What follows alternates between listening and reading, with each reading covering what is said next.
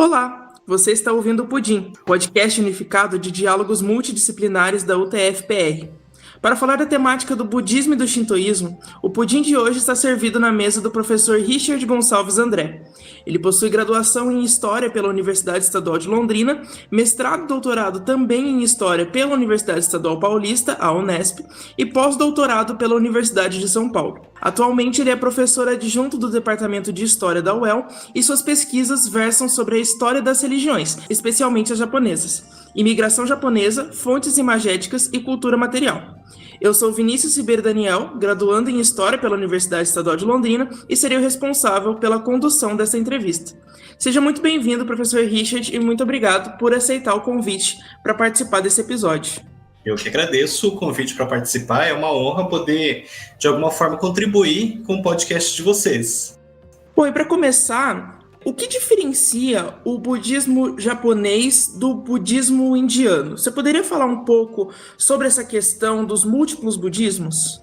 Perfeito. O budismo tem como pilar central a ideia da impermanência. Me parece que, do ponto de vista doutrinário, a impermanência é algo que permanece, embora ressignificada nas diferentes vertentes do budismo. Nos diferentes ramos, nas diferentes vertentes, nas diferentes escolas, por aí vai. Mas, ao mesmo tempo, me parece que a própria impermanência é fundamental para explicar a história do budismo, porque o budismo indiano, assim como o budismo coreano, chinês, japonês, por aí vai, ele é bastante diferente de acordo com a região em foco, inclusive com o Brasil, de uma certa forma, que é a pergunta que você faz: qual que é a diferença do budismo indiano com o budismo japonês?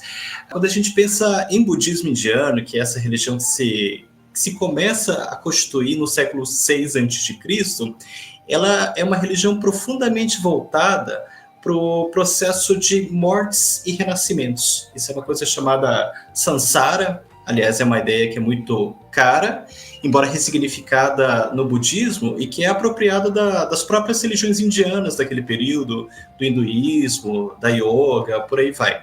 Essa ideia assim, de que o ser humano está preso a um círculo kármico, um karma que se acumula ao longo das suas diferentes vidas, em que você pode nascer como um ser humano, como um animal, por aí vai, dependendo dos seus feitos. Então, se você está preso a esse círculo sansárico, que é o ciclo de mortes e renascimentos. E o ideal no budismo, no budismo indiano, é justamente que você consiga se libertar desse ciclo de mortes e renascimentos, que você consiga se iluminar em vida, isso é fundamental, e depois que você se ilumina em vida, o grande exemplo do ponto de vista doutrinário seria do próprio Buda histórico, você consegue viver a sua última vida e entrar na sua última morte. Aí você entra numa coisa chamada nirvana, que é mais ou menos como a dissolução de uma gota no oceano. A ideia de dissolução da ideia de identidade individual, a individualidade, o ego, se a gente for colocar assim, ela é uma grande ilusão, no pior sentido da palavra, dentro do budismo indiano.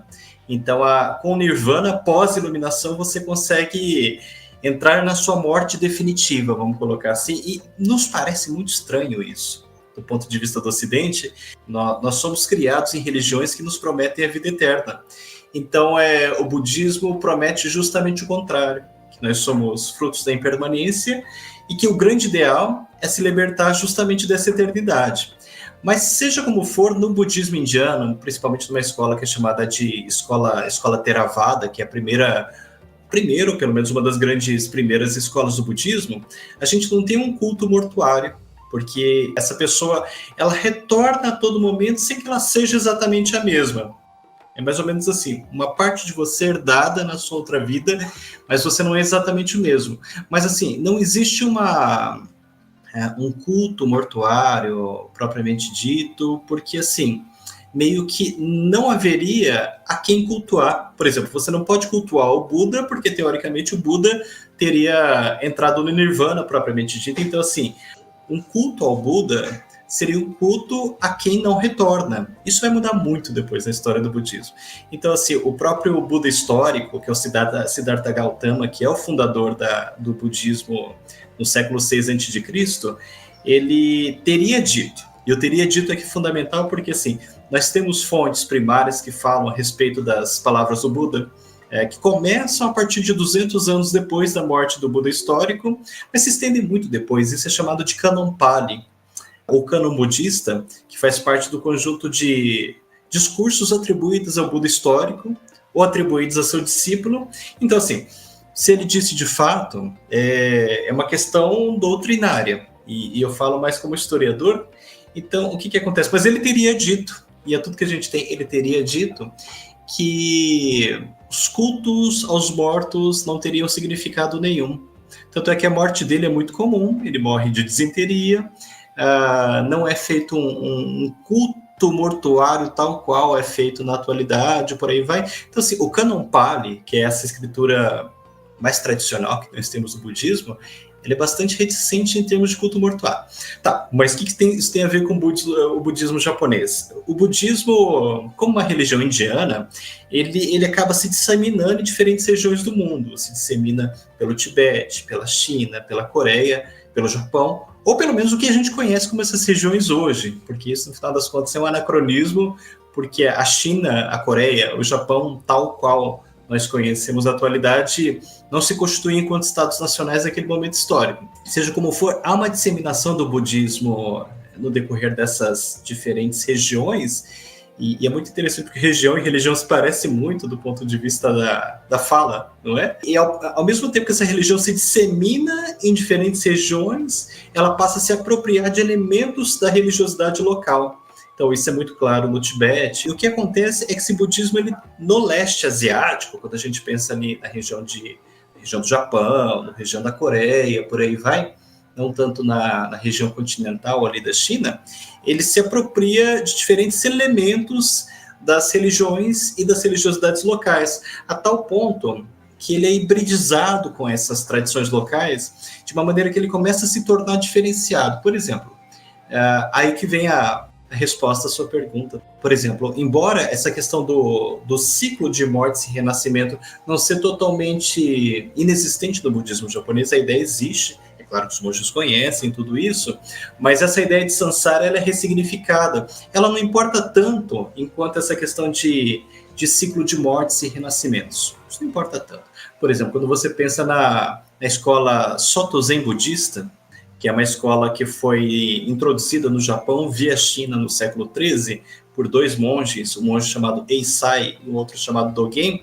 Essa ideia de samsara, ela é ressignificada, porque entende que o samsara não é apenas um ciclo de mortes e renascimentos no sentido literal, mas a todo momento nós estaríamos num processo samsárico, digamos assim. No momento que você se forma no colégio, você morreria enquanto estudante de educação básica. Você entra na universidade, você renasceu enquanto estudante universitário. Você sai da universidade, você morre enquanto aluno universitário, e você renasce enquanto uma pessoa inserida no mundo pós-universitário, vamos colocar assim. Então, essa ideia de samsara é profundamente ressignificada. Mas nós temos dois elementos muito fortes nesse budismo de leste asiático, e principalmente no budismo japonês. Em primeiro lugar, são dois pilares de uma característica muito específica de um budismo japonês. O primeiro é devoção em torno de entidades. E o segundo é essa questão do culto mortuário. Então, assim, uma coisa relativamente diferente do budismo indiano é que se começa a desenvolver um culto a uma série de entidades diferentes, que são desde Budas a Bodhisattvas, vamos colocar assim. O Buda é aquele que alcançou o estado iluminado, por aí vai, e que é capaz de entrar no Nirvana. Um Bodhisattva é até aquele que se iluminou, até alcançou o estado búdico, mas ele teria decidido continuar atuando no mundo no sentido de ajudar outros seres. Então, o que acontece? No Japão, com a introdução do budismo, é o inverso, né? Se o budismo é criado no século VI a.C. na Índia, ele é introduzido formalmente no Japão no século VI depois de Cristo.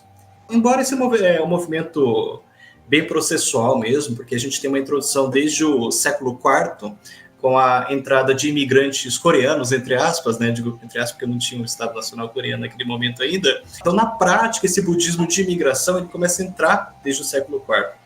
Mas o Japão ele já era estruturado de uma tal forma a ter um culto a uma religião muito fragmentada, muito difusa, chamada culto aos kami, sobre o qual a gente vai falar daqui a pouco, que é um culto em torno de múltiplas entidades, principalmente entidades da natureza, protegeriam os vilarejos, protegeriam os seres humanos, propiciariam as colheitas, por aí vai. E o que acontece? Como um budismo que se hibridiza com as tradições locais, esse budismo ele passa a se apropriar justamente desse culto religioso local, e ele começa a desenvolver uma devoção em torno de múltiplas entidades, que por mais que houvessem congêneres no Japão, na Índia, por aí vai, elas passam a ganhar significações bastante específicas. E aí, a gente tem que pensar nessa questão, existiriam diversos Budas no universo budista. O Buda histórico, ele teria sido um dos Budas. Os Budas são diferentes ao mesmo tempo um. Então, o que acontece? É desenvolvida uma devoção a um Buda chamado Buda Amida, que teria vivido muito anteriormente ao Buda histórico, que é chamado de Buda da Luz Infinita. Uma das escolas budistas mais populares do Brasil, que é a escola de Terra Pura, que é Jodo Shinshu, é uma escola budista voltada para a devoção ao Buda Amida. Então, geralmente, quando a gente vê um Buda, a representação de um Buda, principalmente nos oratórios budistas, com vários raios de luz, em geral é o Buda Amida. Não quer dizer que todas as vezes será o Buda Amida. A gente tem devoção, por exemplo, a uma entidade frequentemente, embora não unicamente representada como feminina, que é uma entidade chamada Kanon, essa sim uma Bodhisattva, que é meio que a Bodhisattva da misericórdia. Não é à toa que Kanon, quando os jesuítas chegam no Japão na primeira metade do século XVI, principalmente com Francisco Xavier, né? O que acontece? Kanon é muito sincretizada com a Virgem Maria ao longo do tempo. Até hoje há sincretismos muito significativos no Brasil, inclusive, entre Virgem Maria, Nossa Senhora Aparecida e Kanon. Então, Kanon é mais uma dessas entidades. Por exemplo, só para não deixar de falar mais um pouquinho, tem uma entidade chamada Jizo, que é o Buda protetor de crianças falecidas precocemente. Então, assim, é muito comum no Japão, muito comum, isso aparece muito em cultura pop. Você está andando pela cidade de Tóquio, você fez compra numa loja de departamentos, de repente você tromba com pequenas estátuas desse Buda chamado Jizo. Geralmente ele está vestido com gorro vermelho, cachecol vermelho, por aí vai, porque entende-se que ele é um protetor de crianças falecidas. E geralmente é vermelho, isso eu devo a uma amiga chamada Alina Saeki que me explicou. Eu sabia do vermelho, mas não sabia por quê. Porque bebê é Akachan em japonês. E Akai é vermelho. Então você veste o Jizo com gorro vermelho, cachecol vermelho, blusa vermelho, que é uma proteção que as mães enlutadas pedem para o Jizo. Então, o que isso significa na prática? Que o budismo, um dos pilares do budismo japonês, é que ele se desenvolveu muito em torno da devoção de múltiplas entidades, o que é relativamente diferente do budismo indiano. Em segundo lugar, o que acontece? O budismo no Japão, ele passa por todo um processo de mortuarização, vamos colocar assim. Porque um dos itens básicos do budismo japonês, que existe pelo menos desde o século XVII, talvez antes, muito provavelmente antes, é um oratório budista chamado Butsudan. Butsudan literalmente é altar dedicado a Buda ou aos Budas, porque a gente não consegue saber se isso está no plural ou não, porque na língua japonesa não tem o plural.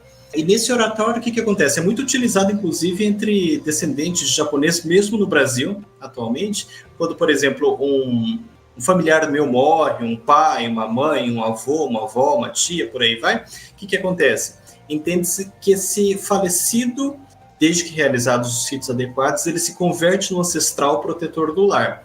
E esse falecido não é que ele é simbolizado por uma pequena tabuleta que é inserida no interior do Butsudan, que é chamado de Ihai ou Reihai. Não é que a tabuleta lembra o falecido, a tabuleta é o falecido, do ponto de vista do devoto. E aí que você tem que inserir uma série de alimentos no interior do Butsudan. Você coloca água, você coloca saquê, você coloca arroz, você coloca moti, por aí vai, né? Você coloca alimentos, oferece incenso, tem todo o procedimento, que pode variar de uma maneira sutil, mas geralmente você toca o sino, né? O sino com um som bastante bonito. Você faz o gachô, né? Que é juntar as mãos e reverenciar, por aí vai. E, enfim, você pode falar diante do Butsudan, por aí vai. Entende-se que esses familiares falecidos e que foram convertidos em ancestrais, porque eles podem se converter em assombrações também. Desde que, assim, se não forem devidamente cultuados, então, assim, o morto pode virar duas coisas. Ou vira assombração, se mal cultuado, ou vira ancestral, se bem cultuado. Então, entende-se que um ancestral bem cultuado, ele alcançou uma espécie de iluminação, alcançou uma espécie de estado búdico. E o que acontece? Ele se converte num protetor da casa. Ele vai ajudar na educação dos filhos, ele vai ajudar você ter fartura na produção, digamos, de arroz, na produção de saquê, vai te ajudar, por exemplo, a não ficar tão vulnerável nos incêndios, aos terremotos, por aí vai. E o Japão é um país muito assolado por catástrofe. Então, o ancestral ele se torna uma entidade protetora. O que acontece? Diferentemente daquilo que a gente falou lá atrás do cânon Pali, ou do cânon budista, onde o próprio Buda histórico teria prescrito que não é necessário fazer rituais mortuários, isso não importa tanto, isso não vai mudar seu destino. No budismo japonês isso muda, porque os rituais mortuários são imprescindíveis. Sem ritual mortuário, não há budismo japonês. E até no Japão virou uma piada, uma espécie de piada maldosa, você chamar o budismo de Soshiki Bukkyo. Bukkyo é budismo, mas Soshiki é rito mortuário, de uma maneira geral. Então, assim, budismo virou budismo mortuário. Você encontra monge, você sabe que o monge é a pessoa especializada na lide com os mortos. Nem é tão de bom agouro assim você ficar encontrando um monge toda hora, porque é ele que lida com os mortos. Em síntese, a grande diferença do budismo japonês, ao meu ver, e é o que eu defendo do livro, são esses dois pilares: a devoção a entidades salvacionistas, se a gente quiser, e a devoção a ancestrais que seriam protetores do lar. E como que o budismo chegou no Japão? E de que forma que ele se relacionou com o shintoísmo ao longo da história? Pergunta complexa isso, hein? Ele tem pelo menos dois grandes momentos de entrada, né? Ele tem esse momento de entrada no século IV, com a introdução de imigrantes coreanos no território japonês, que vai começar a desenvolver de uma maneira muito prática essas religiões e religiosidades, sem que haja necessidade de um certo proselitismo religioso. É muito um budismo de imigração. Esse termo, budismo de imigração, é muito utilizado para se falar do budismo entre imigrantes japoneses no século XX. Mas aqui eu estou fazendo um pequeno empréstimo, né? E o grande pesquisador hoje que fala disso é o professor Frank Uzarski, da Pontifícia Universidade Católica de São Paulo. Ele que utiliza esse termo budismo de imigração no livro chamado O Budismo no Brasil. Então eu estou fazendo um empréstimo aqui para pensar como esses imigrantes coreanos do século IV DC, isso é importante, eles começam a introduzir esse budismo de imigração na prática. No entanto, a partir do século VI, nós temos a introdução formal desse budismo no Japão, o envio de presentes, imagens budistas, por aí vai.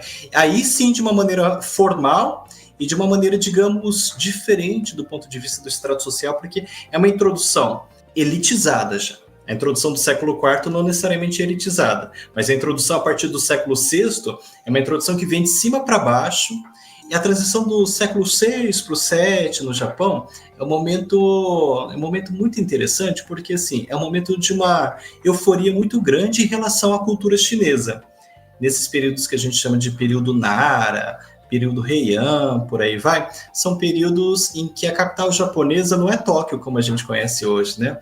No período Nara é a cidade de Nara, lá atrás, que é uma cidade ainda bastante representativa hoje, embora não mais capital. E no período Heian, a capital é Heiankyo, que hoje a gente conhece mais por Kyoto.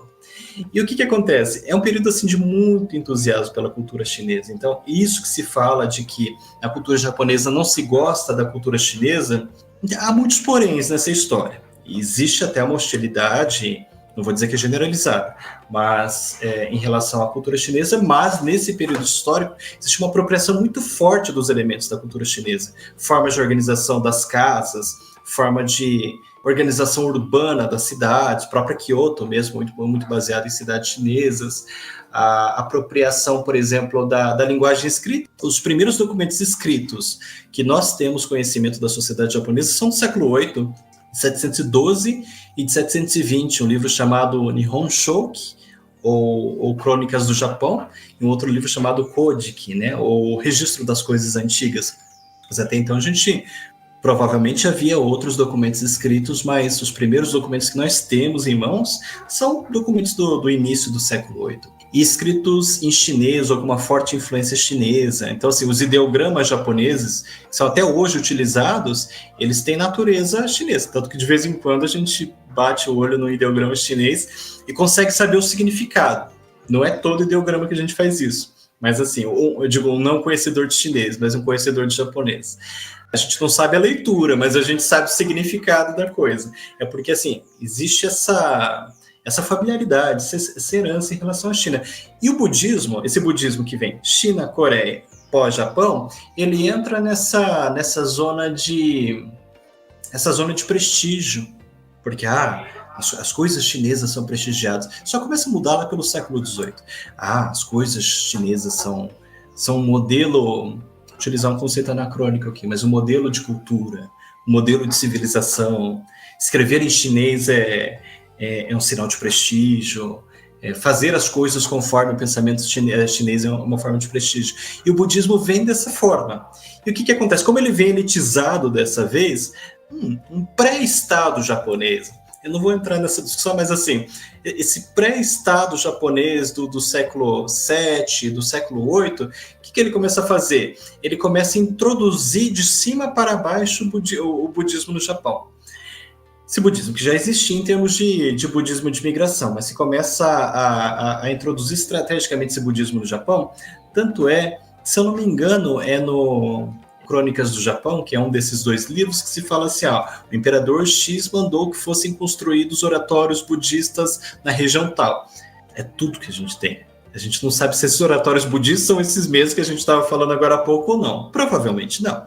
Mas existe essa introdução estratégica e me parece que, o que acontece? Existia essa religião pré-budista no Japão, que geralmente a gente chama de shintoísmo. É uma série de debates acadêmicos, se a gente pode chamar de shintoísmo ou não, a gente não sabe direito. Teve até um pesquisador chamado Toshio Kuroda, um pesquisador japonês, que em 82 ele lançou um artigo falando, olha, isso aí não era shintoísmo, não. Isso era a base do shintoísmo, mas não era shintoísmo, não. Isso era chamado de culto aos kami. Os kami é um termo que geralmente é traduzido como divindade e que é a base do shintoísmo moderno.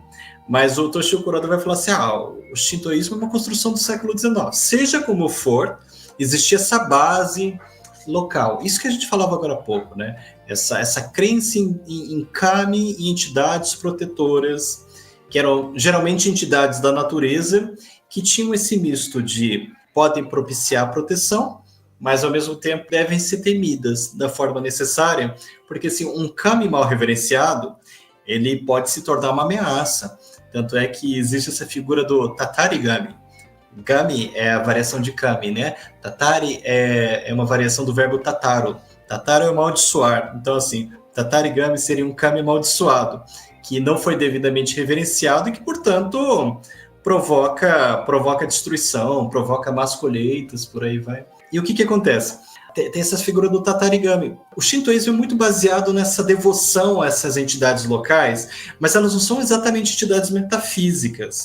Acredita-se que ela mora no rio, ela mora na floresta e principalmente no alto das montanhas. Então, um kami, ele seria capaz de observar a vida, com perdão da redundância, dos viventes do alto das montanhas. Então, assim, quando o budismo ele entra em contato com esse pré-shintoísmo, com esse culto aos kami, ele começa a se realizar um sincretismo que vem de cima para baixo, um sincretismo estratégico. E aí, isso é um pensamento que é muito mais tardio que eu vou falar, é um pensamento que está para lá do século X. Se começa a criar uma certa budologia, que é uma variação da teologia, vamos colocar assim, só que pensando na doutrina budista, que se fala assim, olha, não é que esses kami não sejam reais, eles são reais, mas é que os Budas, eles teriam renascido no Japão na forma de kami, que é uma grande estratégia utilizada pelas elites para falar assim, olha como essas duas religiões casam uma com a outra. Por outro lado, alguns sacerdotes ligados ao culto aos kami, eles vão começar a falar o contrário, falando, não é que os Budas nasceram no Japão como kami, é que os kami nasceram nas outras regiões do mundo como Budas. E aí fica se tentando inverter essa questão. Quem nasceu primeiro? foram os Budas ou os Kami e os Budas. Essa relação com essas religiões, ela é harmônica em alguns momentos, desarmônica em outros. Então, por exemplo, quando muito mais tarde, quando acontece uma coisa chamada restauração Meiji, já na segunda metade do século XIX, né? Por isso que eu digo que é muito mais tarde, quando se enfatiza essa questão assim, vamos criar um Estado Nacional japonês, fazendo uma devoção às coisas japonesas, começa a se criar essa questão assim, de que o que veio da China e o que veio da Coreia é invasor. E aí, um dos focos de ataque dos primeiros anos da Era Meiji é justamente a cultura budista. Então, assim, de incendiar templo, espancar monge, assassinar monge, por aí vai. Depois a coisa consegue ser revertida, mas essa relação, ela ora é harmônica, ora é tensa. Hoje a gente está num certo momento, por exemplo, é um momento muito curioso, porque, por exemplo, você entra numa igreja católica no Brasil, é inconcebível um terreiro de Umbanda ali dentro, não é? Assim, você entrou numa igreja presbiteriana, nossa, mas tem um santuáriozinho católico dentro da igreja presbiteriana. Isso não existe para nós. De repente existe alguma prática que a gente desconhece, mas assim, oficialmente isso não existe. No Japão isso existe. Não entre essas religiões específicas, mas você entra num templo budista e de repente tem um santuário shintoísta ali dentro. Ou você vai no santuário shintoísta, tem um templo budista lá dentro. Então, assim, esse trânsito é muito fluido a tal ponto que a gente não consegue separar uma coisa da outra. Assim, se entende que os Budas e os Kami ocupam mais ou menos o mesmo universo. Então, assim, a gente não consegue fazer essa separação. Tanto na minha última viagem para o Japão, teve um certo santuário shintoísta na cidade de Sakata, que fica na região nordeste do Japão, que eu entrei e fiquei em dúvida. Eu falei, meu Deus, isso é um santuário shintoísta ou isso é um templo budista? Mas é o tipo de confusão que se espera mesmo, entrando numa dessas duas religiões do Japão, em templos e santuários dessas duas religiões do Japão. Entendi. E como que o budismo chegou no Brasil? Como que eles se difundiram? O budismo e o shintoísmo, né? Como que eles se difundiram no Brasil? São difusões muito diferentes no caso, porque assim, o budismo, ele consegue alcançar um status, não apenas no Brasil, mas também fora, do que a gente chama de religião universal. Religião universal não é necessariamente uma religião que independe do contexto histórico, mas é uma religião, é um conceito weberiano, né? Um conceito do Max Weber, que conseguiu alcançar condições para que se consiga se reproduzir em diferentes regiões do mundo. O budismo conseguiu. O shintoísmo praticamente não conseguiu. Ou se conseguiu assim, a duras penas. Eu tenho uma leitura muito mais reticente nesse caso. Mas o que acontece? O budismo, ele entra no Brasil, especificamente no Brasil, via imigração japonesa. Então a gente tem essa imigração japonesa que formalmente começa em 1908, o primeiro navio chega ao Porto de Santos no dia 18 de junho de 1908, e aí a gente tem a introdução na prática. Tá vendo como é que uma coisa lembra a outra? Como esses imigrantes japoneses lembram aqueles imigrantes coreanos do século IV? Eles trazem na sua bagagem o repertório cultural budista de uma maneira geral. Mas eles não fazem o que a gente chama de proselitismo religioso naquele momento. Mas porque isso é super mal visto naquele momento. Quando a gente tem o processo da imigração japonesa para o Brasil, tanto as autoridades brasileiras quanto as autoridades japonesas não era só uma recomendação, não, era uma imposição mesmo. Falou assim, olha, vocês não vão realizar proselitismo religioso de religiões japonesas no Brasil, porque isso é mal visto, isso vai fazer com que os imigrantes japoneses não sejam aceitos, por aí vai. Quem discute essa questão é um antropólogo japonês chamado Takashi Mayama, que lançou as grandes bases dessa discussão nos anos 60. Então ele se hostiliza muito qualquer tipo de proselitismo religioso. Então, de uma maneira geral, você não vai ver grandes manifestações institucionais. Você vai ver manifestações na prática. Mas manifestações institucionais dessas religiões do Brasil, a gente vai ver muito pouco até os anos 50. Na prática, sim, aparece em cemitério, aparece... E isso é incomum no Japão. Isso é tipicamente do budismo brasileiro. Então, vai aparecer em cemitério, vai aparecer no culto aos ancestrais dos oratórios domésticos, por aí vai, mas dificilmente vai aparecer, um templo budista. De vez em quando aparece um ou outro. Aparece um em Linz, nos anos 30, mas templos budistas de uma maneira sistematizada no Brasil pós anos 50.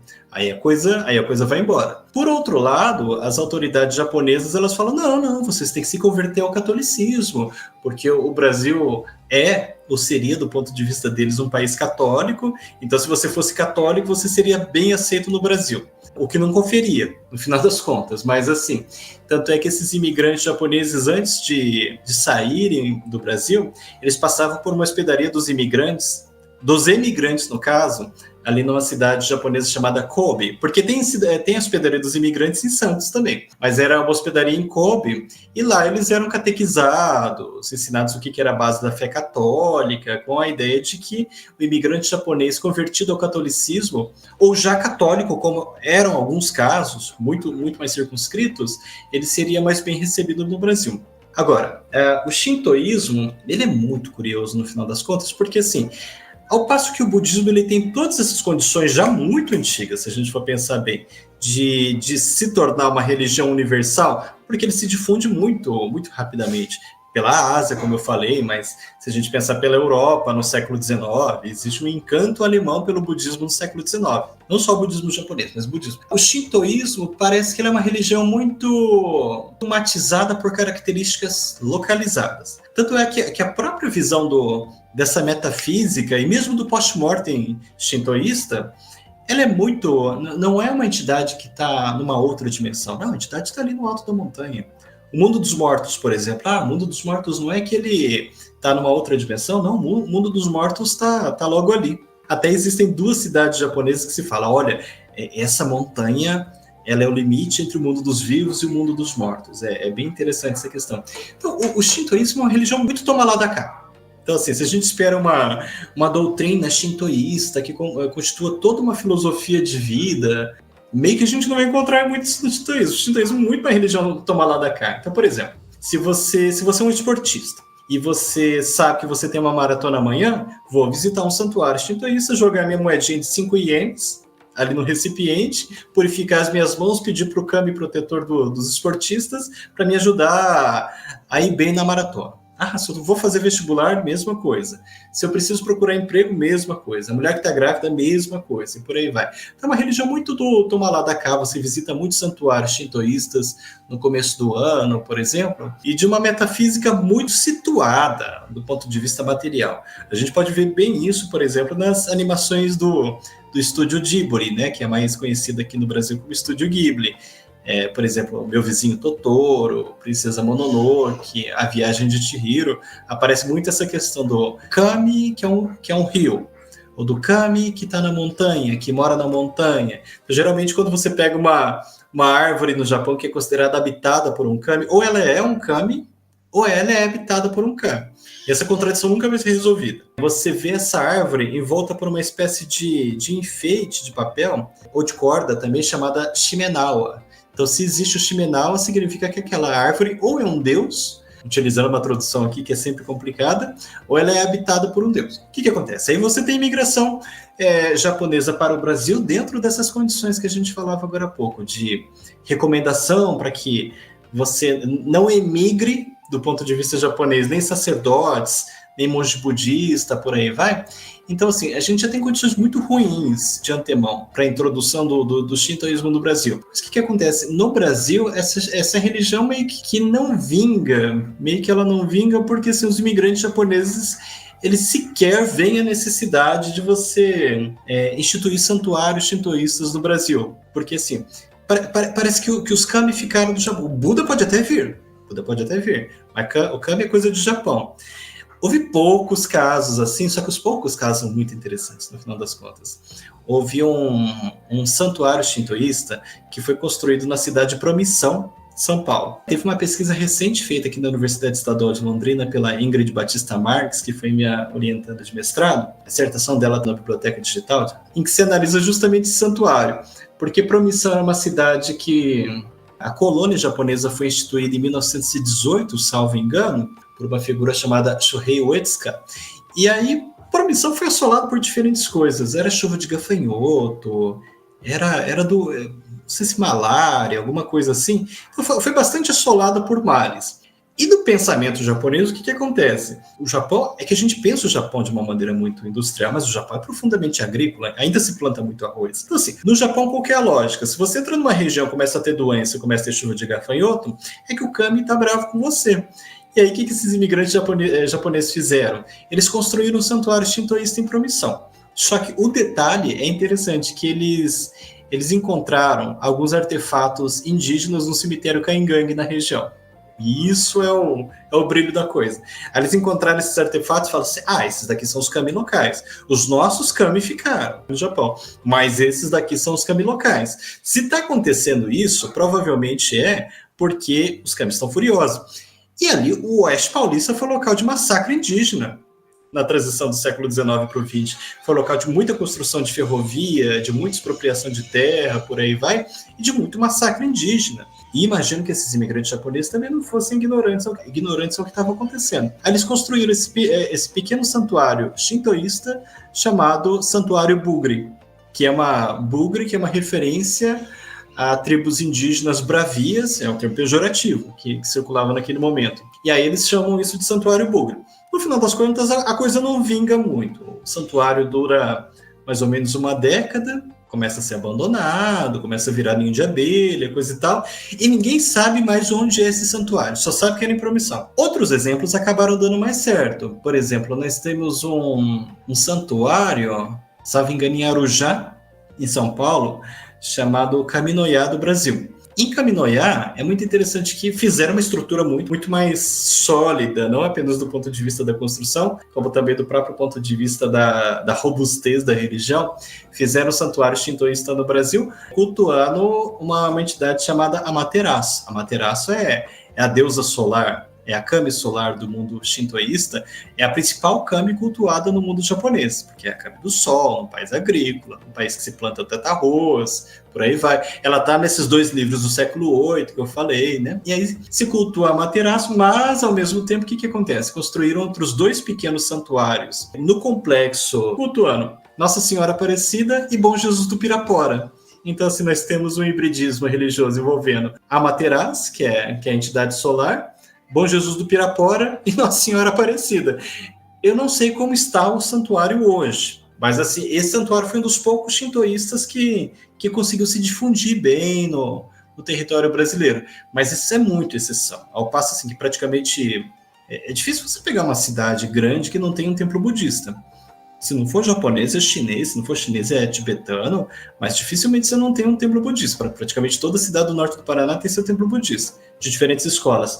Mas santuário shintoísta você não encontra. Quer dizer, você não encontra esse que desapareceu em Promissão. Você tem esse em Arujá. Curiosamente, há um em Rolândia que foi construído ao lado na verdade, no espaço do Museu Japonês do Paraná, que não é uma réplica, é um santuário shintoísta mesmo, que passou a divinizar um imigrante japonês já falecido, chamado Numata. Então os instrumentos agrícolas dele passaram a ser divinizados, por aí vai. Então, assim, as situações do budismo e do shintoísmo são muito diferentes. O budismo é uma religião universal, o shintoísmo não. O shintoísmo é muito japonês. Entendi. Você citou 2 vezes sobre sincretismos. Poderia explicar o que é o sincretismo e de que forma que se aplica quando essas religiões vêm para o Brasil? Sincretismo é tal daquele conceito complicado. É o tal do conceito que, em contexto acadêmico, se a gente cita, se a gente não explicar muito bem o que nós entendemos por, ele pode ser bastante complicado no final das contas. É um conceito assim que eu utilizo de uma maneira operacional, ao mesmo tempo com uma certa definição muito específica. Porque, por exemplo, o conceito de sincretismo no Brasil, ele passou a ser muito utilizado para se referir às religiões afro-brasileiras num determinado momento histórico, no sentido do quê? De que se entendia que o sincretismo seria o fruto impuro da associação entre 2 religiões puras. Então, todo sincretismo seria impuro, ao passo que as matrizes religiosas seriam puras. E quando se fala de religiões afro-brasileiras, principalmente do candomblé, da Umbanda, mas também da Quimbanda, de outras expressões, isso acaba refletindo um preconceito social que se manifesta numa dimensão de preconceito religioso. Então ele se pensa num preconceito religioso que nasce de uma dimensão social, no final das contas. Isso é bastante complicado num país profundamente racista, os conceitos racistas são do século XIX, mas as práticas de discriminação são muito anteriores no Brasil. E as práticas de discriminação das religiões afro-brasileiras são muito anteriores ao século XIX. Então, o que acontece no final das contas? Quando se utiliza esse conceito de sincretismo, ele é muito complicado. Primeiro, porque ele reflete um preconceito religioso que é calcado num preconceito social. E já diria o Pierre Bourdieu que toda teodiceia reflete uma socio-odisseia, no sentido de que toda religião é concebida do ponto de vista social e, se quisermos, histórica também. Mas também existe uma fragilidade enorme nesse conceito que é, e essas religiões ditas puras? Será que elas são tão puras assim? Então, assim, a rigor, toda religião é sincrética, de uma determinada forma. Então, não é desse conceito de sincretismo que eu parto. Eu parto de um conceito de sincretismo baseado em 2 autores. Baseado tanto no Renato Ortiz, quanto num pesquisador das ciências da religião, chamado Rafael Schode, que é muito meu amigo, inclusive. E o sincretismo, para eles, não parte de uma noção assim de que existem matrizes impuras que geram resultados impuros. Não. Todas as matrizes são sincréticas em determinado sentido. Todas.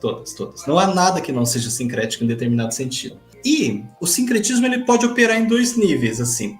Ele pode operar o que eu, Richard, chamo, mas baseado nesses autores, de sincretismo estratégico, e aí eu me aproprio muito dos conceitos do Michel de Certeau, que é o quê? Por exemplo, quando uma instituição religiosa ela busca se legitimar apropriando-se de elementos de outras formas religiosas do contexto. É o que aconteceu com o budismo no século VI, no Japão.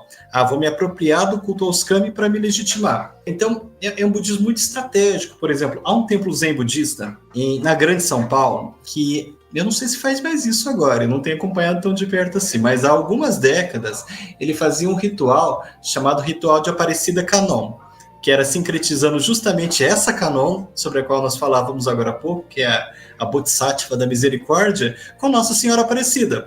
E a estratégia era muito clara, porque os dirigentes sabem que uma das matrizes da religião, das religiões brasileiras, talvez matriz seja um pouco forte, mas uma das figuras muito, muito populares é Nossa Senhora Aparecida. Então, estrategicamente, o que os dirigentes fazem? Se apropriam do culto a Nossa Senhora Aparecida para legitimar o culto a Kanon no Brasil.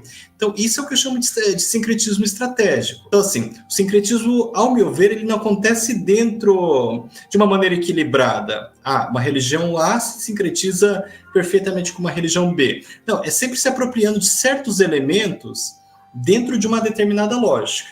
Por outro lado, existiria um sincretismo que eu chamo de sincretismo tático, também me apropriando dos conceitos do Michel de Certeau, na medida em que, por exemplo, o sincretismo tático não é aquela instituição que quer se legitimar no poder ou quer capilarizar a sua devoção de uma determinada forma. Não. É quando, por exemplo, a sua tia ela é muito devota de um santo católico, mas ela fala assim, mas eu queria benefício também, aí eu coloco uma imagem de Iemanjá, e coloco uma de Buda também, e por aí vai. Essa pessoa ela não está querendo necessariamente consolidar a sua fé. Não, ela está caminhando por diferentes religiões no sentido assim, de ganhar mais benefícios imediatos. Claro que talvez soe um pouco frio essa questão do benefício imediato, mas seja como for, para mim, quando se fala de religiões sincréticas, essas religiões elas são muito, muito legítimas, posto que todas são sincréticas. E no Brasil isso aconteceu de uma maneira muito curiosa, porque eu falei no caso do shintoísmo, mas no próprio caso do budismo, por exemplo, entre os primeiros imigrantes japoneses não era incomum as pessoas pegarem imagens de Nossa Senhora Aparecida e de Cristo, mas principalmente de Nossa Senhora Aparecida, colocarem dentro dos oratórios budistas onde se faz culto mortuário e antes disso realizar um rito chamado Nyokonshiki. Nyokonshiki é um rito, uma cerimônia de introdução, de infusão da presença da entidade na coisa cultuada. Isso é muito caro ao budismo. Se faz Nilcon e um monte de coisa diferente, né? E aí, por exemplo, você pega lá a imagem de Nossa Senhora Aparecida, faz um Nilcon ali, essa cerimônia do Nilcon, introduz a presença de Nossa Senhora Aparecida na própria estátua de Nossa Senhora Aparecida. E claro, os japoneses eram muito espertos nesse sentido, porque eles percebiam as características, por mais que tivesse distância linguística, distância cultural, distância alimentar, digamos assim, esses japoneses eram muito sagazes no sentido de perceber, vendo, sentindo, respirando, essas coisas todas que, nossa, os brasileiros também são muito religiosos. Aí se colocava essas imagens de Jesus Cristo, de Nossa Senhora Aparecida dentro do oratório budista. Isso sem grandes contradições. Isso não é porque nós vemos contradição. Para o imigrante japonês, ele não via contradição nenhuma. Eu tinha um professor de japonês hoje já falecido, que ele, católico, muito devoto, mas ele tinha um oratório budista dele em casa. E um dia eu fui entrevistá-lo, eu falei assim, mas sensei, né? Porque a gente chama de sensei os professores de japonês. Eu falei, sensei, tá tudo bem isso? Como é que fica, né? Você ser católico e ter seu oratório budista. Não tem problema nenhum. Então, assim, quem vê problema somos nós.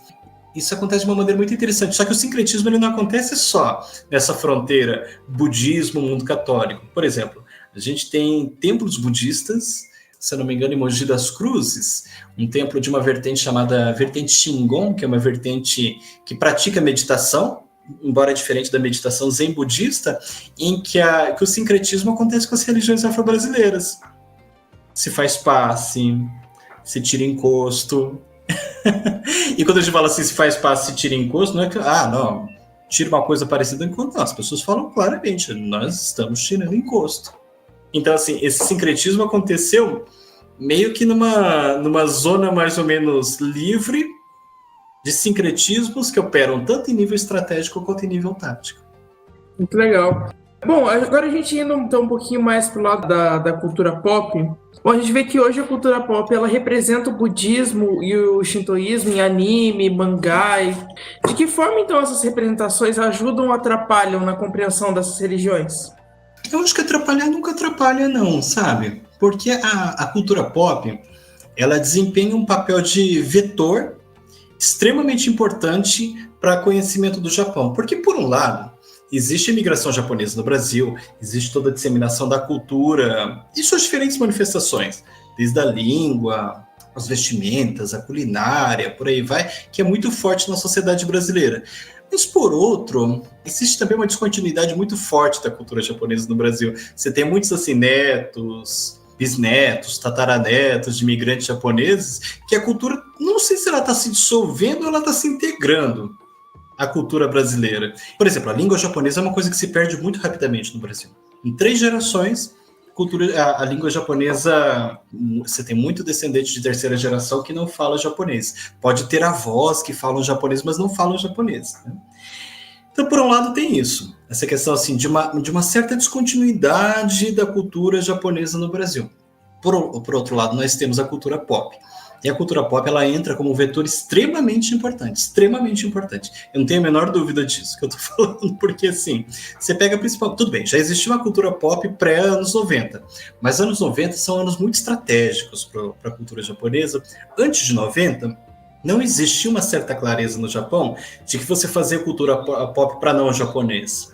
Tudo bem, algumas coisas circulavam, por exemplo, um mangá chamado Akira, que gerou a animação Akira também nos anos 90. Mas não era uma coisa tão generalizada, e até os anos 90 eu lembro muito da minha mãe falando, quando passava um desenho japonês na TV, por exemplo, que a gente chama de anime hoje, que é o Macross, né, que foi traduzido aqui, adaptado no Brasil como Robotech. E aí passava um desenho japonês, minha mãe falando, isso aí é japonês. Isso aí é japonês porque tem olho grande, e eles fazem as coisas que eles fazem, né, geralmente... era muito mais violento do que a norma, tinha, enfim, tinha sangue, tinha morte, tinha violência generalizada, então assim, era muito característico, isso aqui é japonês, tanto pela estética quanto pelo conteúdo. Chega nos anos 90, a sociedade japonesa, os agentes presentes na sociedade japonesa, eles percebem, a cultura pop não é feita só pra gente, a cultura pop, ela é fundamental, inclusive para sua difusão fora do Japão. E aí nós temos uma virada muito significativa que os japoneses começam a produzir essa cultura pop em mangá, em anime, em jogos eletrônicos, em cosplay, em action figure, essas coisas todas, voltados para o mercado internacional. Então, de lá para cá, eu lembro do cenário brasileiro disso. Quando começou a passar numa extinta rede de TV do Brasil, chamada Rede Manchete, uma animação chamada Cavaleiros do Zodíaco. Isso mudou totalmente a chave no Brasil. As pessoas começaram a gostar, começaram a comprar brinquedo, por aí vai, e foi um caminho sem volta. A Rede Manchete caiu, mas os animes não caíram no Brasil. Então, o que acontece? Os japoneses sacaram, isso é chamado de Japanku, né, que é o Japão legal, que a cultura pop é um dos elementos para se disseminar uma certa imagem dessa cultura japonesa nas relações internacionais. Então, isso é estratégico. Tem até um conceito para isso, que é o conceito de soft power, que é um conceito cunhado pelo John Nye, que ele fala... Quer dizer, não é que ele foi cunhado para isso, mas ele serve muito para isso. Que ele soft power envolve aquelas formas de disseminação cultural e de disseminação de um poder ligado à cultura que está no soft, que está no macio. Não é o hard power, né? O hard power é guerra, é colonialismo, essas coisas todas. Não, soft power estaria na disseminação da cultura. Vídeo caso sul-coreano hoje. E o que acontece? Então, assim, a cultura japonesa, via cultura pop, ela é muito disseminada via soft power. E isso aparece, as religiões aparecem de uma maneira muito clara nos animes, né? A gente pensar, por exemplo, produções que são tanto animes quanto mangás muito disseminadas, Dandadan, Jujutsu Kaisen, Naruto, Kimetsu no Yaiba, que é o Demon Slayer, que está no cinema agora, etc. A coisa vai longe. Então, assim, a gente tem uma série de produções aí que veiculam muito essa questão da cultura japonesa. As animações do estúdio Ghibli, que a gente já citou, meu vizinho Totoro, Princesa Mononoke, Viagem de Chihiro, Castelo animado de uma maneira um pouco mais sutil, mas ainda assim interessante, Náusea no Vale do Vento, por aí vai. Eles criam uma certa... Eles se mobilizam desses elementos, né? O que eu mais vejo, paradoxalmente, o que eu mais vejo na cultura pop japonesa é o budismo também. Vídeo, por exemplo, Hunter vs Hunter, isso aparece. Mas, ao mesmo tempo, parece que o que mais chama a atenção na cultura pop é o próprio shintoísmo. Curiosamente, aquele shintoísmo que não se dissemina desde o início do século XX, começou a se disseminar via cultura pop. Esses dias nós recebemos uma visita aqui do Núcleo de Estudos de Cultura Japonesa, eu sou coordenador aqui do NECJ da UEL, uma visita de escolas.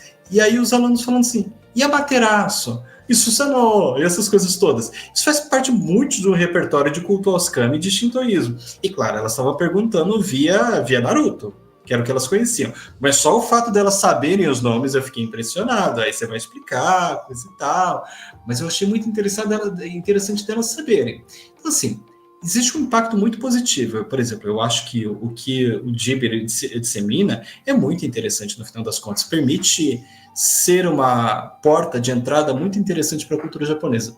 Porém, como tudo, a gente tem que tomar certos cuidados. Não por ser anime, não por ser mangá, não por ser game. Isso porque eu gosto muito dessas coisas. Mas porque a gente tem que ter um olhar crítico para tudo mesmo. Não é só para essas produções.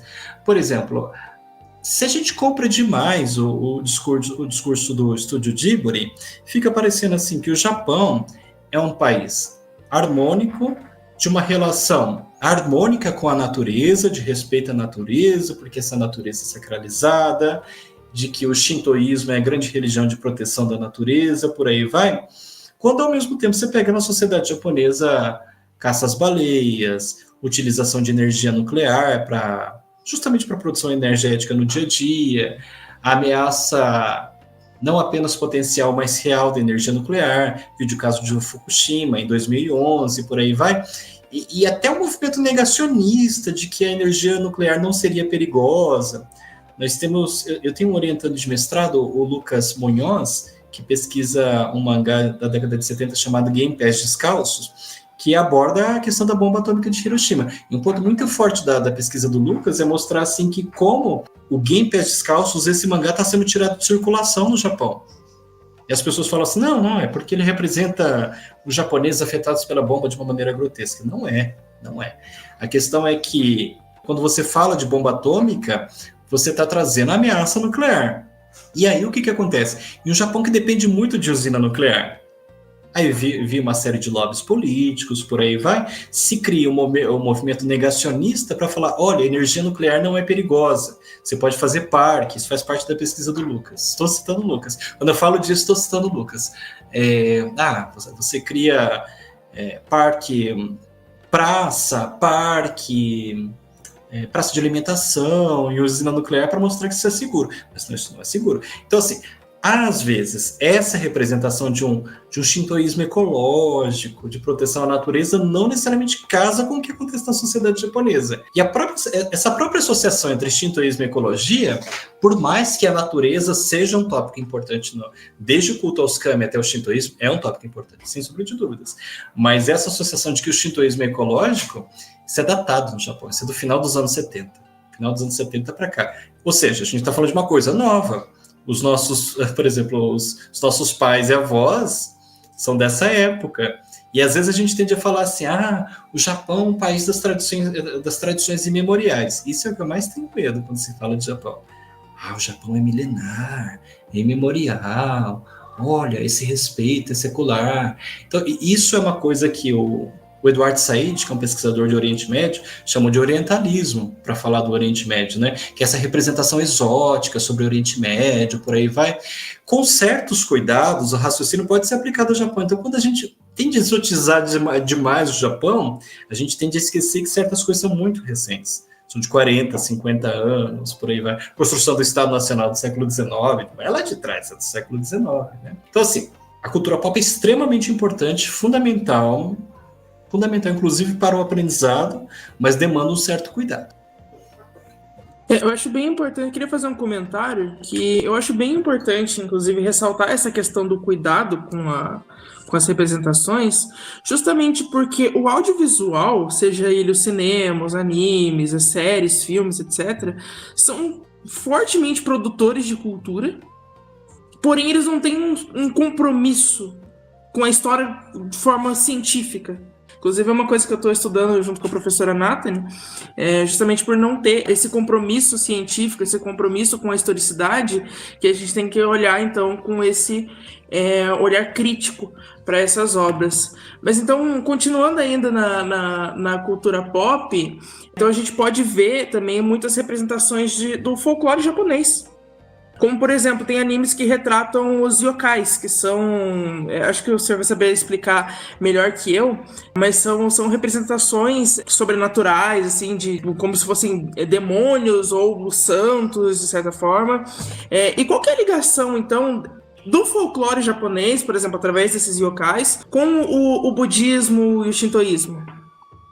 Você tem razão a respeito dessa questão da observação de que a cultura pop, ela produz representações, porque quando é audiovisual, acho que era o Marco Ferro que falava isso, ou o Marcos Napolitano, algum dos dois fala assim, parece que o visual, ele é mais verossímil, e o verossímil não é verdadeiro, ele é verossímil, ele cria um efeito de verdade, e que a gente precisa tomar bastante cuidado. Então, assim, é muito fácil, por exemplo, a gente se encantar com as coisas, e quando a gente tem que ter um olhar crítico. Vou citar só 2 exemplos para chegar ao yokai. Por exemplo, a gente pega Assassin's Creed Shadows, da Ubisoft. E a Ubisoft é uma empresa que tem uma enorme preocupação com essa questão da historicidade, contrata historiadores, por aí vai. Quando ela foi lançar se eu não me engano, é o último, né, Assassin's Creed, o Shadows, que se passa no Japão, houve uma série de escorregões em termos de ambientação, de utilizar uma certa ambientação chinesa em períodos e lugares que a coisa não cabia tanto. O próprio, um jogo super celebrado, agora tem até uma continuidade, que é o Ghost of Yotei. O primeiro título era o Ghost of Tsushima, que bastante complicado também, que se passa, salvo engano, no século XIII, e ao mesmo tempo há funerais shintoístas, sendo que isso é totalmente incoerente do ponto de vista histórico, porque quem realiza funerais são os templos budistas, não os santuários shintoístas, porque para o shintoísmo a morte é impura.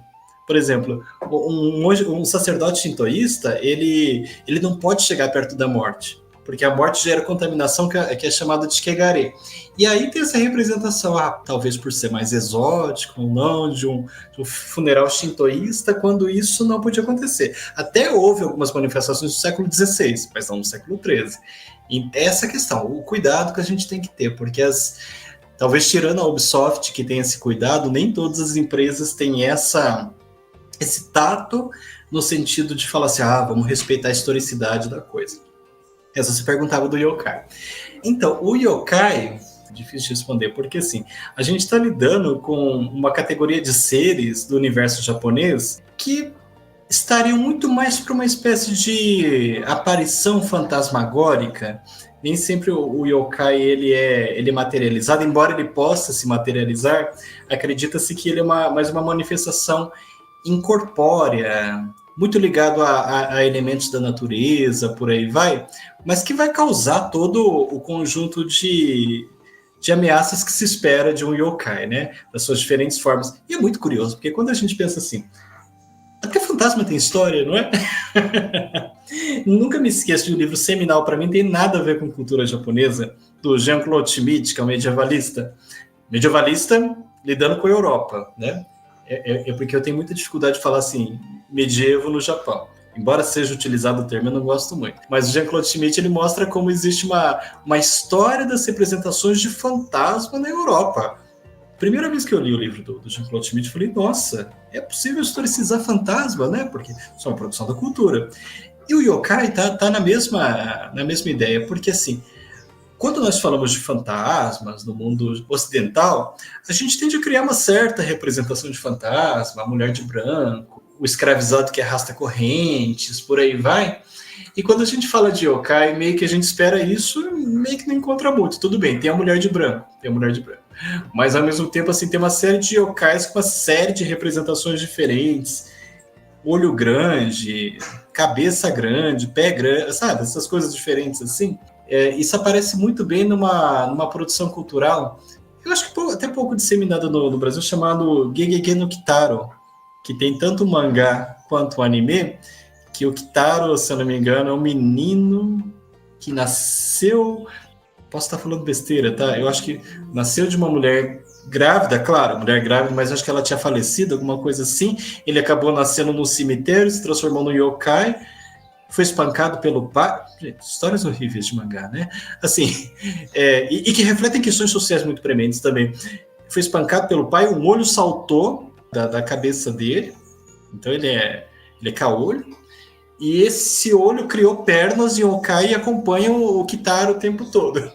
Gente, a história do Gegege no Kitaro é fantástica, porque ele é repleto do sobrenatural japonês, também de violência doméstica, feminicídio.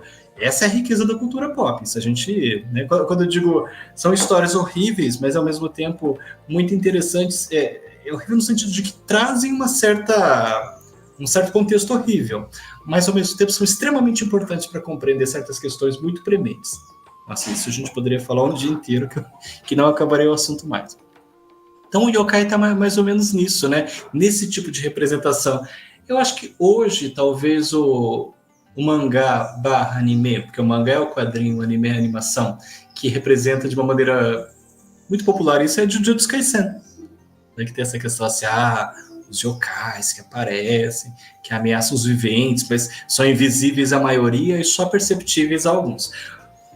E aí a fronteira entre yokai e kami é muito tênue. Esses dias eu discuti isso com um amigo meu que é especialista em budismo. Eu falei assim, olha, vamos tentar distinguir o que é um kami e o que é o yokai. É muito tênue, porque assim, um kami, ele pode ser o protetor, como a gente falava, mas a rigor é um protetor de digamos assim, de um humor muito estável que deve ser cultuado. Um kami mal cultuado é um tatarigami para todos os fins.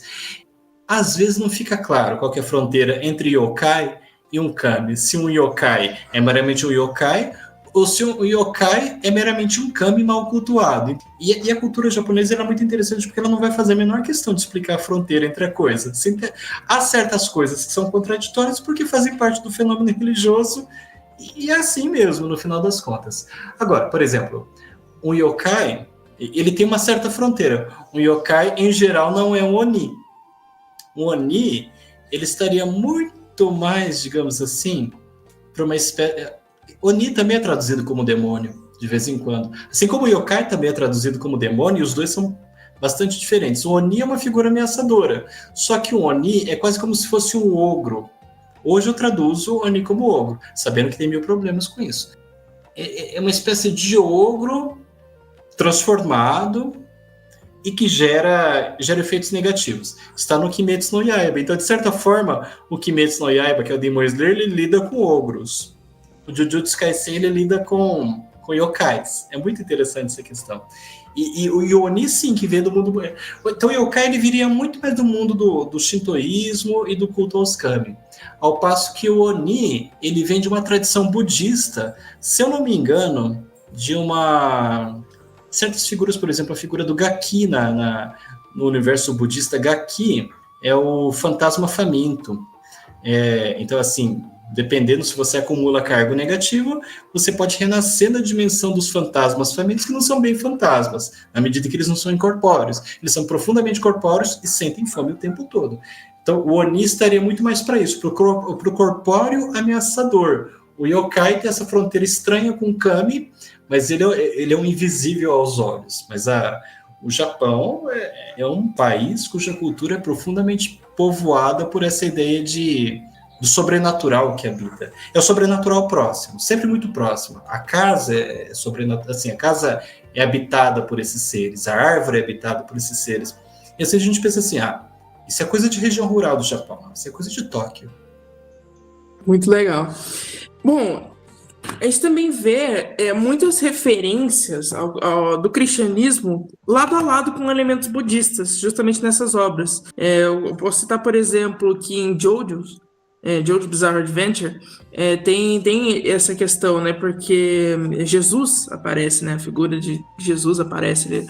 E uma outra que também me parece bem vívida, que tá mais próximo porque eu assisti, Jojo eu não assisti, mas eu conheço a referência, mas uma que tá mais próximo que eu assisti foi Dandadan, que tem um momento ali que uma personagem, Aira, ela tenta exorcizar um yokai, né, que tava, o Okarun, que é o protagonista, estava possuído por um yokai, que é da velha turco, e ela tenta exorcizar ele com uma cruz.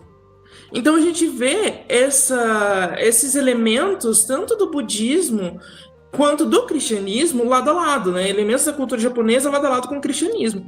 Essa mistura, ela é um reflexo de um Japão globalizado ou é um recurso criativo que não representa tão bem assim a cultura religiosa japonesa? Outra pergunta difícil, hein, Vinícius? Vamos pensar. Os japoneses, eles conhecem o cristianismo desde a primeira metade do século XVI, quando teve justamente a introdução do catolicismo jesuíta no Japão, e jesuítas, inclusive, que foram profundamente escorraçados no Japão na transição do século XVI para o XVII, com massacres, por aí vai, a ponto de se constituir no Japão um catolicismo que é chamado, os praticantes desse catolicismo são chamados de Kakure Koristan. Kakure Koristan, literalmente, muito literalmente, é cristão escondido, ou cristãos escondidos, porque eles desenvolviam essa prática católica, geralmente em lugares escondidos, debaixo de cachoeira, por aí vai.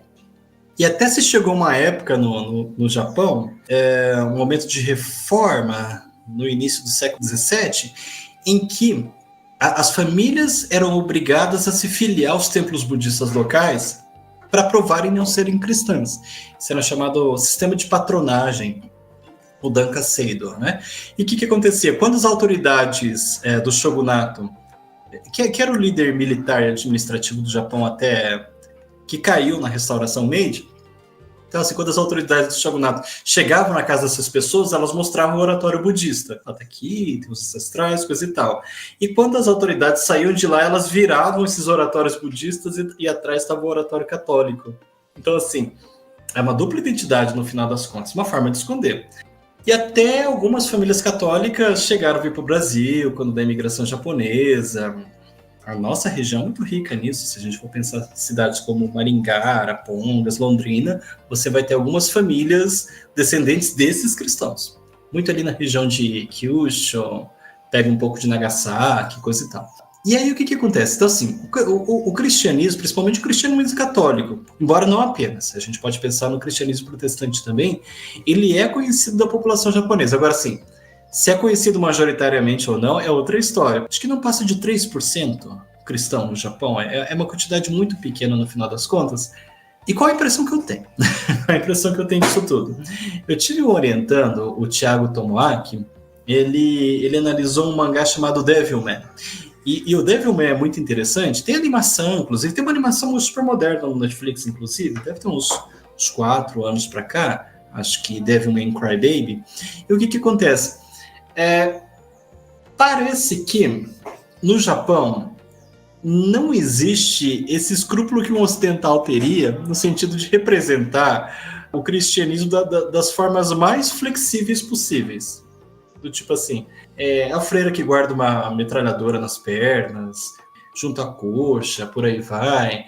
É a figura de Jesus que faz coisas que você não esperaria que o Jesus fizesse numa representação ocidental, por aí vai. Então, o que acontece? Eu tenho a impressão que o cristianismo, embora ele seja conhecido no Japão, ele não tem esse peso que nós temos aqui. Por exemplo, basta lembrar aquele episódio, há algumas décadas já, do chute à santa, né? Quando foi um pastor neopentecostal, isso que chutou a santa na TV. Causou uma comoção nacional, desde o sentido, não tem nada a ver, ele está chutando uma estátua, não, ele está chutando uma senhora Aparecida, ele não pode fazer isso. Então, assim, parece que aqui no Brasil, se falar de cristianismo no sentido assim, de ressignificar o Senhor, não é que a ressignificação não aconteça, ela acontece, mas há certas regras para que um negócio aconteça. E no Japão, pelo fato do cristianismo ser o exótico de lá, meio que essa fronteira não existe, mesmo porque, assim, não é como se você estivesse violando um sagrado, porque o sagrado é sempre do ponto de vista do fiel. É o sagrado que é o fiel que acredita naquilo. Não é essa questão de uma transgressão profunda a respeito de uma questão que você não pode mexer. Isso gera os resultados mais interessantes. Um Devilman da vida. Você citou o Dandadan agora, né? Eles moram no santuário shintoísta, né? Aí a Aira. É a Aira? Esqueci que vai exorcizar o Okarun com uma cruz. Então vai tentar exorcizar. E aqui no Núcleo de Cultura Japonesa tem um mangá que eu acho ele o pináculo dessa liberdade para ressignificar o cristianismo.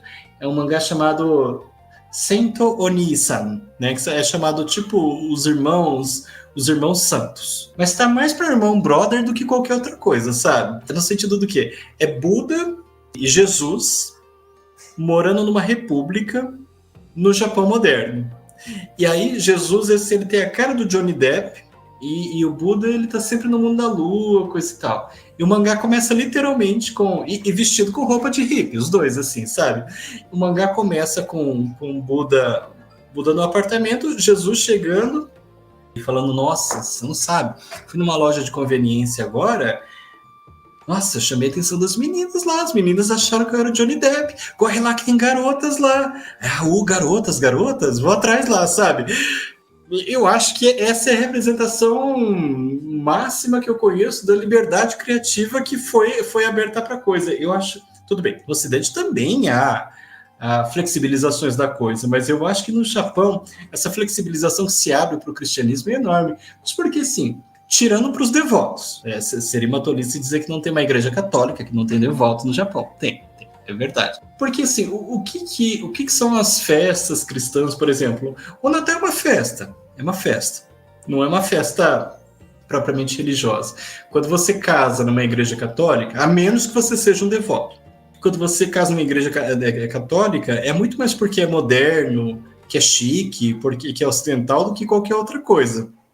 Então, assim, me parece haver uma certa distância em relação ao cristianismo que permite justamente um olhar diferenciado sobre a coisa. Entendi. Bom, e saindo um pouquinho agora dessa questão da cultura pop, no texto que a gente usou como base, né, para fazer as perguntas, você fala sobre a reinvenção das práticas religiosas. E o que significa reinventar uma religião no caso dessas religiões japonesas, o budismo e o shintoísmo? Então, eu entendo que a reinvenção, e aí eu sou muito sertoniano para pensar essas questões, justamente me referindo, e não é nenhuma referência indireta não, acho que é uma referência direta ao livro do Michel de Certeau, que é intitulado A Invenção do Cotidiano. Ele mostra muito como o cotidiano não é essa coisa pronta que nós imaginamos, porque o cotidiano ele é constantemente reinventado por meio das suas práticas. O que acontece? A gente tende a pensar os sistemas religiosos. O que é um sistema? O sistema é um conglomerado de ideias e de práticas que estão amarrados de uma determinada forma e que criam um repertório para as práticas. Assim como a língua é um repertório de signos, de regras, de uma certa sintaxe, por aí vai, que permite que a gente crie uma fala, como diz o Saussure. Eu entendo a religião mais ou menos dessa forma. Então, ela é o repertório. Só que o que acontece? Dentro desse repertório, o que os sujeitos fazem com o repertório é outra coisa. Claro, existem as instituições, existem os sujeitos que pertencem a essas instituições que tentam manter a unidade do repertório. Mas, no final das contas, o que se faz com o repertório é sempre uma reinvenção em determinado sentido. A tal ponto que você vai ver lá na frente, essa religião começa a ganhar características que ela não tinha num determinado momento histórico. Isso é uma coisa que, de fato, as instituições religiosas, elas tentam controlar a todo momento o grau de mudança, o grau de flexibilidade, porque se mudar tanto assim, a religião acaba ficando irreconhecível. Talvez uma das religiões que seja muito emblemática para pensar o grau de controle é o Islã. Quem sabe falar disso é o professor José Rodolfo Vieira, que é um especialista em Islã. Mas, por exemplo, para você falar do Alcorão, você não pode ser qualquer um. Você tem que conhecer o Alcorão, você tem que saber recitar o Alcorão, e tem que saber recitar mesmo o Alcorão de cabo a rabo. Mas, ao mesmo tempo, para fazer uma interpretação do Corão, você precisa ter certificado para coisa. Quem conhece bem essa história é ele. Então, se tenta controlar a mensagem religiosa. Só que, ao mesmo tempo, essa religião está inserida no mundo. E o mundo é perpassado por questões sociais muito, muito diversificadas no processo complexo de mudança, que é a dinâmica histórica no final das contas. Então, o que acontece? Essa religião ela acaba sendo reinventada a todo momento, de acordo com as demandas. Você se apropria do repertório e acaba fazendo uma coisa absolutamente diferente com aquele repertório. Então, tudo isso que a gente falou, né, dos diálogos, às vezes tensões entre budismo e culto aos kami, depois o shintoísmo, essas apropriações de Nossa Senhora Aparecida, Jesus Cristo, Bom Jesus do Pirapora, Canon, por aí vai, mostra como é que essa dinâmica está profundamente inserida num processo contínuo de reinvenção. Por exemplo, coisas que são muito curiosas. Em alguns círculos, o budismo não é chamado de religião. Não é a leitura que eu tenho. Minha leitura é diferenciada, porque se o repertório fala de uma certa noção de sagrado, a gente está falando de religião. Aí eu tenho uma concepção bem eliadiana da coisa. Alguns círculos falam, não, o budismo não trabalha com a ideia de Deus. E de fato, a princípio, o budismo não trabalha com a ideia de Deus. Buda não é um Deus. Buda é alguém, um ser humano comum, entre aspas, que alcançou o estado iluminado e que foi capaz de entrar no nirvana, mas meio que no budismo, inclusive no budismo Theravada, se diz, os deuses existem, mas meio que eles não importam muito, porque o que importa é o caminho que você traça. Seja como for, existe uma noção assim de que há um ciclo de mortes e renascimentos, uma concepção de iluminação, uma concepção de nirvana, que é possível ser interpretado de uma forma religiosa. Mas, por exemplo, quando o budismo entrou na Alemanha, no finalzinho do século XIX, ele entrou de uma maneira profundamente lavada, vamos colocar assim, dos elementos metafísicos. Se lavou os elementos metafísicos para falar assim, esta é religião racional, porque ela permite a melhoria do ser humano por múltiplas práticas, principalmente a prática meditativa. Tanto é que você pega, assim, por exemplo, meditações mindfulness, que são muito populares hoje em dia, porque afinal todo mundo é ansioso, todo mundo é depressivo em alguma escala, todo mundo tem algum problema nesse sentido. E eu acho que o sujeito que não é ansioso deve ser ansioso de alguma forma, porque não é ansioso, né? Enfim, essa é a grande contradição do mundo. No mundo como o nosso, em que essa correria, esse produtivismo, as meditações, inclusive o zazen, que vem do círculo do Soto Zen budismo, começou a ser apropriada sem que o sujeito ele tenha que se declarar budista. Então, por exemplo, suponha que em determinado momento uma pessoa não religiosa, se é que isso é possível, mas uma pessoa não religiosa fala assim, nossa, eu estou com uma ansiedadezinha, deixa eu aprender a meditar. Aí eu entro num canal de YouTube, assisto os vídeos da monja Koen, que é a principal monja budista atualmente no cenário brasileiro. Eu escrevi um artigo sobre ela lá em 2018. E o que acontece? Agora eu aprendi a fazer zazen, mas eu não quero zazen, que é essa meditação zen budista. Não, eu não quero fazer zazen de ser budista. Para mim não interessa devoção budista, coisa e tal. Quero fazer zazen. Aí o sujeito senta, controla a respiração, tenta controlar minimamente o fluxo de pensamentos. Então ele faz um zazen descolado do contexto budista. Isso é uma reinvenção. Seria, então, basicamente, você realizar rituais de uma determinada religião mesmo sem participar dela. Isso? É uma das manifestações. A flexibilidade que você tem com as entidades, a flexibilidade que você tem com as práticas, por aí vai. É por isso, por exemplo, o professor Frank Uzarski mesmo, ele fica muito atento aos censos do IBGE. Assim, a cada lançamento do censo do IBGE, ele vai, analisa, ele é muito sensível aos dados produzidos. E ele faz uma certa leitura de que, assim, se diz que o budismo se propaga muito na sociedade brasileira, mas pelo censo não. Se você pegar os dados do censo, o budismo está morrendo no Brasil. Só que não é a leitura que eu tenho. Eu diria que a revelia do censo, as pessoas têm práticas budistas sem que elas tenham que necessariamente se declarar budistas para os profissionais do censo, que passam na sua casa e falam, religião, budista, religião, sei lá, sou do candomblé, ou sou neopentecostal, ou sou ateu, por aí vai, mas budista não. Mas aí vai ver, ele está fazendo meditação zen budista, ele tem uma estatuazinha de Buda, ele queima um incenso, de repente ele tem um oratório budista em casa, sabe? Então, assim, às vezes os números mostram coisas que a gente não imagina. E é por isso que essa religião, assim como a língua é reinventada a todo momento, aparecem termos que a gente não usava 10 anos atrás, ou de uma forma que a gente não utilizava 10 anos atrás, a religião é muito isso, e é sempre motivada por questões sociais. Por exemplo, coisa que eu não toquei aqui, mas que deve dar uma conversa de dia inteiro também, santidade de cemitério. Praticamente todo cemitério brasileiro, tô falando categoricamente aqui, mas assim, uma boa parte dos cemitérios brasileiros tem seu santo de cemitério, que é aquele defunto que é cultuado porque faz milagre, que o túmulo solta água, é porque é reconhecido que o menino fez milagre, sem que esses santos eles sejam consagrados no cânon católico. Eles não precisam ser consagrados institucionalmente, eles nascem da devoção. Tem até um livro da professora Solange Ramos de Andrade, da UEM, sobre o menino da tábua, em Maracá, em São Paulo. Supostamente o santo menino. Mas o santo menino depois a gente descobre que tinha 40 anos. E o que acontece? Eu descobri uma santa de cemitério budista, no cemitério de Açaí, o túmulo dela jorra água. Aí esse foi meu antepenúltimo artigo, um artigo que eu gostei muito de escrever, porque foi muito divertido no final das contas. Ela era uma imigrante japonesa, budista, devota. O túmulo dela tem passagens budistas. Em determinado momento, que eu não sei qual, o túmulo dela começou a jorrar água, ela virou uma santa de cemitério. Ninguém sabe que ela é budista. As pessoas não ligam, na verdade. Acabou virando uma espécie de uma santa de um catolicismo popular, a revelia de ser budista.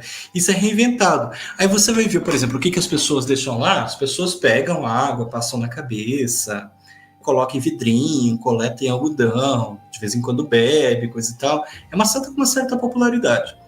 E aí, de vez em quando as pessoas deixam cartinhas, por aí vai. Se você pegar, por exemplo, cartinhas para santos de cemitério, para esta e para outras, vai desde preciso curar câncer, preciso arranjar botijão de gás, preciso arranjar emprego, preciso que meu marido pare de beber, sabe? Num túmulo de um santo de cemitério em Londrina, duro que eu vou ler as cartinhas de vez em quando, né? Tinha lá, falou assim, eu preciso que o Londrina Esporte Clube ganhe um jogo de futebol. Então, assim, esse foi o mais irreverente de todos, porque geralmente são mensagens bastante tristes, do tipo, nossa, preciso que meu marido ou minha esposa supere o alcoolismo. Essa lá estava pedindo pro Leque ganhar o torneio de futebol. Nem sei se ganhou mesmo, no final das contas. Mas o que acontece? São as demandas sociais. É a sociologia do povo, vamos colocar assim. O repertório é a falta do botijão de gás, é a falta de emprego, me roubaram, sabe, essas coisas todas. E isso vai movimentando a sociedade de uma tal forma que os devotos reinventam a religião a todo momento justamente para construir as suas devoções. Isso é o que eu considero a reinvenção das religiões. Entendi. E para a gente finalizar, tem uma questão que é bem parecida, né, com o que você está falando agora por último, que a gente pode dizer, então, que essas religiões ficaram restritas aos descendentes de japoneses ou atingem um público mais amplo no Brasil? Não, atingir um público mais amplo. Depende, é claro, depende sempre da vertente. Por exemplo, há formas de budismo que são um pouquinho mais tradicionais. Por exemplo, templos de terra pura. Em diferentes cidades, são templos assim que tendem a manter um círculo muito mais étnico. Geralmente você entra numa cerimônia de vertente de budismo de terra pura, dificilmente vai ter um não descendente ali. Agora, outras escolas budistas, escola Nichiren, Soto Zen budismo, então, nossa, é incrível a coisa. Aí você vai notar que ou o número de não descendentes é o mesmo, 50%, ou às vezes acaba superando o número de descendentes de japoneses. Porque, assim, uma coisa muito visível é que, com o passar das gerações, os filhos até que mantêm um pouco, não mantêm muito não, mas os netos, bisnetos, dificilmente mantêm as práticas dos avós. Logo quando eu entrei na UEL, eu fiz uma pesquisa entrevistando descendentes japoneses aqui que tinham oratórios budistas. E aí eu notei que quando você pegava netos ou bisnetos, eles falavam assim, olha, eu herdei o oratório budista do minha avó, do meu avô que faleceu, mas eu não faço a menor ideia do que é isso aqui. Eu sei que é importante, mas eu não faço a menor ideia do que é isso aqui. Coisas curiosas daqui, se encontra muito oratório budista em cemitério, isso não se faz no Japão. Até leva um copinho de água no Japão, no túmulo. Você não leva oratório budista, não.